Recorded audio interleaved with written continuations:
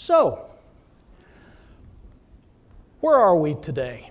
Earlier this year, a sitting federal judge, Jed Rakoff, did something almost unprecedented. He published an article, and in that article, he rips the Justice Department apart, asking why haven't they prosecuted any high-level banking executives? And as he pointed out, he said, after all, it's a prosecution that will act as a deterrent to future wrongdoing.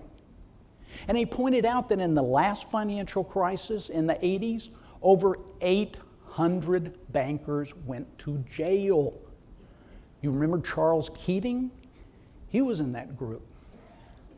And others have said, well, it's unfortunate that no one has been prosecuted, but all of these large legal expenses, these lawsuits and these settlements, that will act as a deterrent against future wrongdoing. Really? Well, let's take a look at some of these. Here are some of the settlements that have been announced.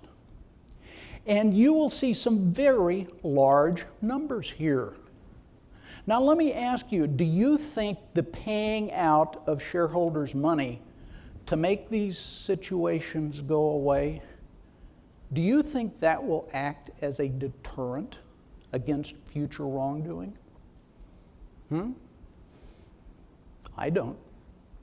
As a matter of fact, it was less than 10 years ago when Citigroup paid out of the shareholders' money over $5 billion related to litigation and the questionable transactions they had with WorldCom and Enron when they failed.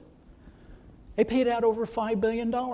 And when they did it, they said, this will never happen again. We're going to implement a real ethics policy. And they totally revamped their ethics policy. They put it in place. Every employee has to read it and has to sign a statement saying that they will adhere to it and follow it.